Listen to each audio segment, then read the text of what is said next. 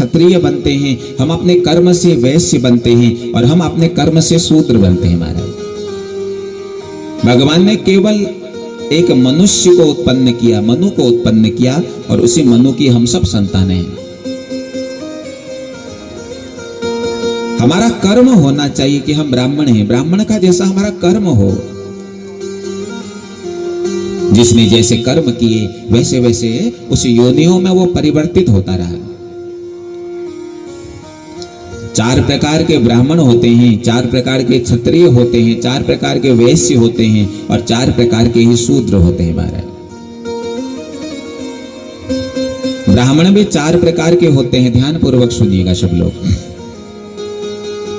ब्राह्मण ब्राह्मण, ब्राह्मण क्षत्रिय, ब्राह्मण वैश्य और ब्राह्मण शूद्र। अच्छा, ब्राह्मण कौन है महाराज?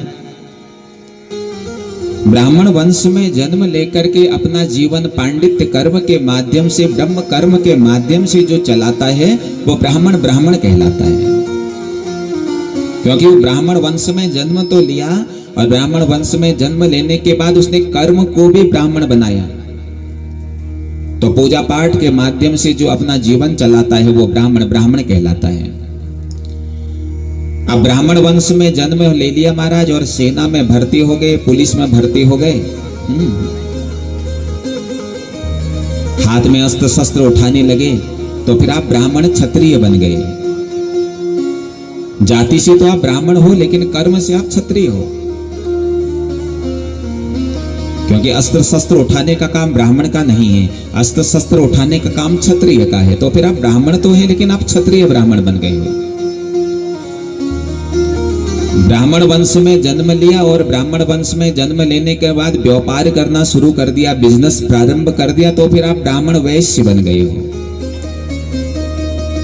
क्योंकि व्यापार करने का काम ब्राह्मणों का नहीं है, व्यापार करने का काम वैश्यों का है, फिर आप वैश्य ब्राह्मण हो। और ब्राह्मण वंश में जन्म लेने के बाद न कभी संध्या करी, न कभी पूजन किया, न कभी भगवान की कथा सुनी, तो आप फिर शूद्र ब्राह्मण बन गए हो। जाति से तो ब्राह्मण हो लेकिन कर्म से शूद्र हो। उसी प्रकार से 4 प्रकार के क्षत्रिय भी कहलाते हैं, क्षत्रिय ब्राह्मण, क्षत्रिय वैश्य और क्षत्रिय शूद्र। क्षत्रिय वंश में जन्म लेने के बाद भी अगर जो भगवान की भक्ति करे, भगवान की कथा सुने, भगवान के दर्शन करे, वो क्षत्रिय होते हुए भी ब्राह्मण कहलाने के योग्य है। यहाँ सबकी आवश्यकता है महाराज, यहाँ जितनी आवश्यकता ब्राह्मणों की है उतनी आवश्यकता क्षत्रियों की भी है, उतनी आवश्यकता वैश्यों की भी है और उतनी आवश्यकता शूद्रों की भी है। ये चारों वर्ण तो हमारे शरीर में ही विराजित हैं। हमारा वेद कहता है ब्राह्मणोस्य मुखमासीद, ये जो मुख है भैया यही ब्राह्मण है।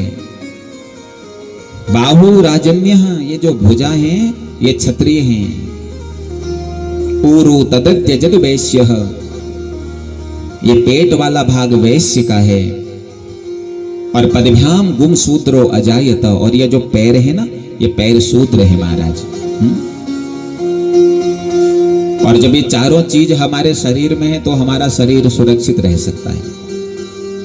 अच्छा बताओ, भगवान ने तुम्हें पूरा शरीर दिया होता और ये अगर ये मुंडी नहीं दी होती तो अच्छा लगता शरीर? बताइए आप लोग, लगता अच्छा? नहीं लगता ना, क्योंकि पूर्ण शरीर है नहीं। अच्छा, भगवान सर भी दे देता, भगवान पैर भी दे देता, भगवान पेट भी दे देता, अगर भगवान हाथ नहीं देता तो कैसा होता? अच्छा लगता? फिर बताइए। हाँ, अब भगवान सब कुछ देता, भगवान पेट नहीं देता तो भी शरीर पूर्ण नहीं हो पाता। और भगवान पूरा शरीर देता लेकिन भगवान पैर नहीं देता तो तब भी शरीर पूर्ण नहीं हो पाता। इसी प्रकार यहाँ जितनी ही आवश्यकता ब्राह्मणों की है उतनी ही आवश्यकता क्षत्रियों की भी है, उतनी ही आवश्यकता वैश्यों की भी है और उतनी ही आवश्यकता शूद्रों की भी है। 4 वर्ण जब एक होकर के रहते हैं तो तब एक अखंड समाज बनता है महाराज। आज हम सब ने अपने भीतर द्वेष पाल लिया है। हम ब्राह्मण हैं, हम क्षत्रिय हैं, हम वैश्य हैं, हम शूद्र हैं, हम सब मनुष्य हैं जब हम सब एक होकर के रहेंगे भैया, तो तब एक अखंड समाज बन सकता है, तब राम राज्य की स्थापना हो सकती है। ऐसे राम राज्य स्थापित नहीं होगा।